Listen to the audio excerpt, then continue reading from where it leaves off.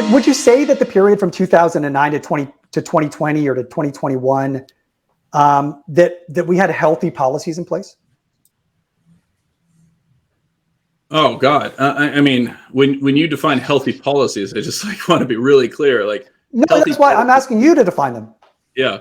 So I think that we engaged in some necessary emergency policies, given our mistake of shutting the economy down in the early parts and through 2020. As we moved into the 2021 time period, it is very clear that we overstimulated the economy. No, but I mean, what about from 2000 to 2020 as well, Mike? Right? Like, were the policies during that period healthy? I mean, and maybe not 2009, because now we've got the GFC in there, and I think we could all agree that extraordinary intervention was necessary at that point, right? But let's sort of say 2011, 2012 on. From 2011, 2012 on, was this a healthy policy environment? I don't think it was as unhealthy as everybody thinks. I do think that we were too quick to respond. I do think that we were too quick to decide to bail out the systems, respond with interest rate policy or balance sheet expansions in QE2, 3, et cetera. And I think more importantly that we misused the opportunity, right? So, what I've been on record is saying very clearly is MMT is correct in that it is descriptive of the system, but it is not at all prescriptive, meaning telling you what to do with the money that you can print.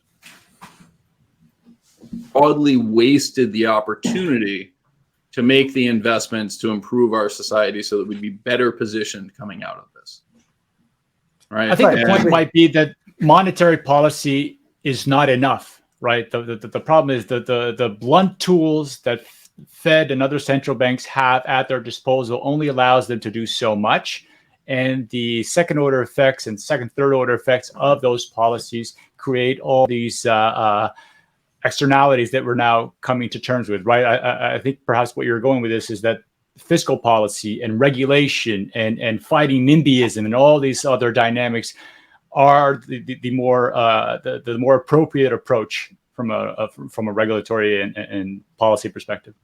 100%. That is the correct interpretation, right? And I would argue that if I'm complaining about monetary policy between 2009 and 2020, it's largely about the fact that monetary policy enabled fiscal policy to not do anything, right? We did our damnedest to try to make sure that no hard choices had to be made until we got to a degree of societal friction where it feels like we cannot make them.